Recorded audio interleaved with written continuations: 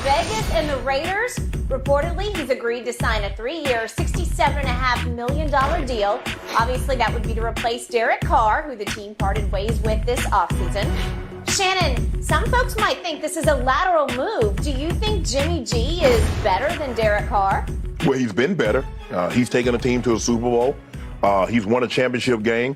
The other guys never won a playoff game. One guy's 5-2 in the playoffs. The other guy's 0-1 in the playoffs. I believe Jimmy G at his best is better than Derek Carr at his best. Skip, we talked about it. I remember Derek Carr came out here after that Friday, after lighting up the Dallas Cowboys. I mean, that might have been one of his best games ever. The next week, he goes out against the Rams. He throws for 137, no touchdowns with 2 picks. And so while you keep talking, people might say, well, Jimmy G's been inconsistent. So has Derek Carr. And for whatever reason, he was never really embraced. He was never embraced by John Gruden. At least Josh McDaniels came in and they gave him an extension, and it just didn't never materialize for there. Nope. So I do believe that Jimmy G will be better in this situation. He has familiarity with this system. He was in the system for 3 years. He won a Super Bowl with Josh McDaniels.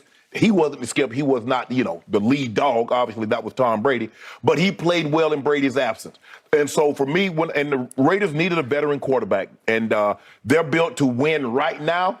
They need to do something to shore up that defense, because I think the defense is what let them down, considering they had a lot of leads in ball game and gave those leads up. Remember, they had the big lead against Kansas City, gave that up. A lead against the Chargers, gave that up. They had a lot of leads, ended up giving those leads up. But I do believe in this situation, Skip, looking at it, I think Jimmy G will be better for the Raiders than what Derek Carr was with the Raiders. And so by that, I know lateral move, but I think he's slightly better because his best is better than Derek Carr's best.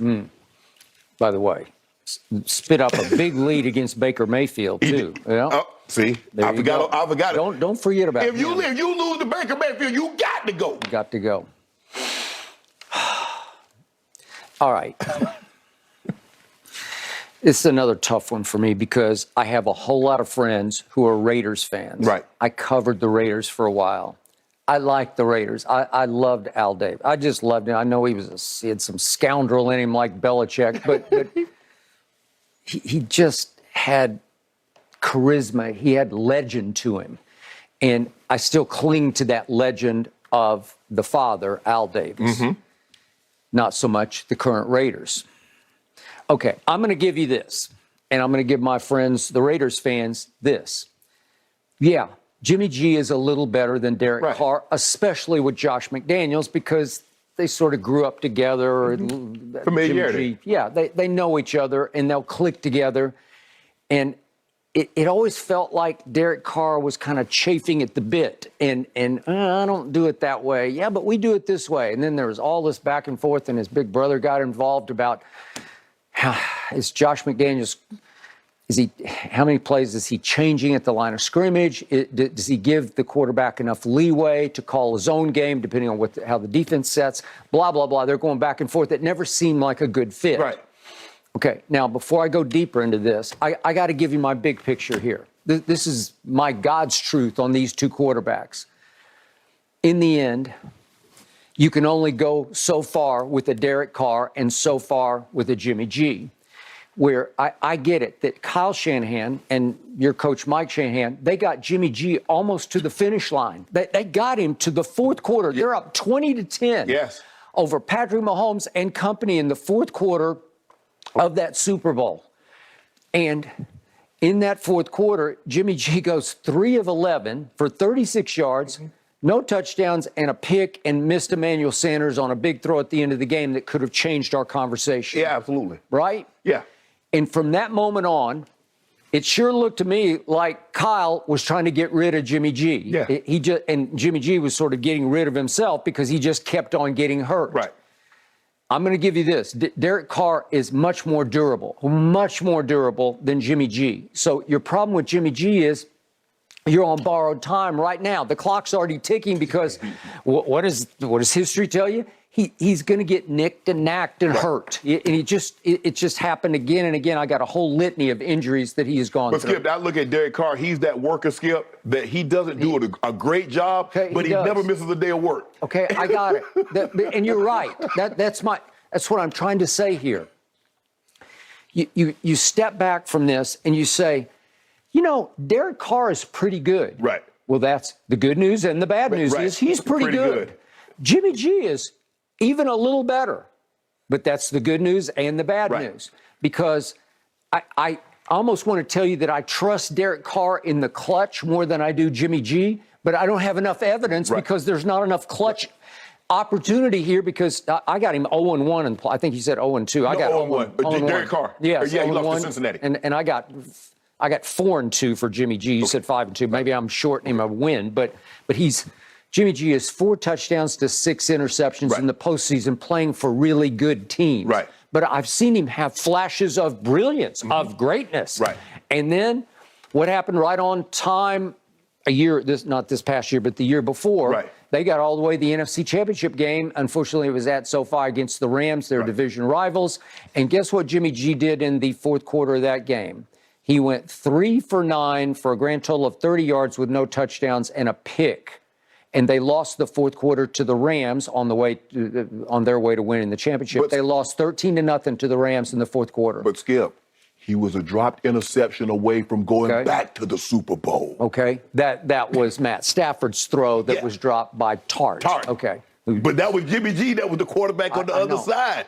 I got it. And the guy would have 2 Super Bowl appearances on his resume. But you realize that the Shanahans, early on, they gave him a big deal. At one point, they made Jimmy Garoppolo, the highest paid quarterback in the whole land. Yes. And then all of a sudden, it seemed like just a year later, they're doing their damnedest to get out from under it, right? They're trying to trade him. They're trying to get rid. They're trying to do this. They're trying to do that. And last year, they sort of fell back into him because Trey Lance got hurt.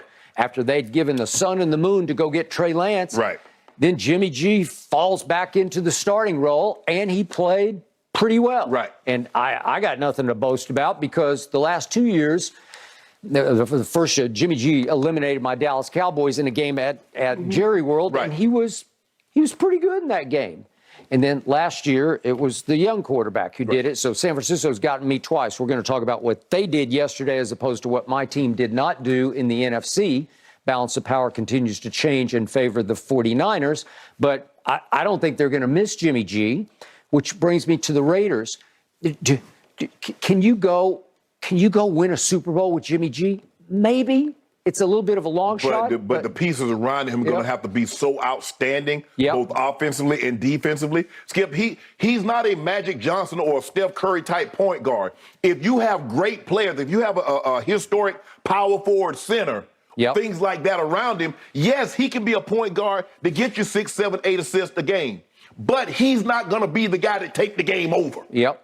So that's what Jimmy G is. And if you understand that, you look at what the 49ers had. You have a Kittle, and you have all those pieces around him. And you run the air out of the football, Jimmy G is perfect. But if you say, Jimmy G, we can't run it today, you need to throw us to a victory, Jimmy G looking on the side, let me see if I can find you a quarterback that can do that, because I can't. That is correct. That is exactly what I believe. With either Derek Carr or Jimmy G, the Saints and the Raiders, to me, are just treading water. It's 6 of one, half dozen of the other. It's comme ci, comme ça. It's not bad, not bad. That's the best I can say. Not bad, not bad. Maybe a little better here because of the fit, but I don't rule out Derek Carr in a quarterback-starved NFC South. Could he? They brought Jameis back to be his backup now. Well, could he win the South? Well, sure he could. The point is, I don't love either one of them. And, that's what you have to, this situation teaches you once again about this league. There are only a handful of quarterbacks that you can really count on to say, I can actually go win the championship with that guy. Obviously, you start right now with Patrick Mahomes because he's done it twice now. You can go win the Super Bowl with him. You got a legit shot with him because he can rise above whatever pieces you put around him. I still give it up to Patrick Mahomes. He lost Tyreek, fastest receiver in football, and they pulled it off. I thought they got a break on a call, but you need some breaks along the way. And Jalen Hurts played great in that game, but he came up a little bit short because he fumbled. But Skip, if you go back to when you first started covering the game of football, there have always only been a handful of quarterbacks that you can just say, oh, he can go win a Super Bowl. Or he can go. You go back to the 70s, the 80s, the 90s, the 2000s. There have only been a handful. It's always that way. You people try to make it seem like, oh, no, you can't. Okay, unless you go to the Ravens and there's Ray Lewis and company, you say, it doesn't matter. We got Banks, we got Trent Dilfer. It just doesn't matter because you're going to ride your defense. But I don't know if they don't let you play defense like that in today's game. Today you couldn't do it. I don't think so. I could be wrong about that. Yeah, you got to have something historic. You have to have a historic defense. You have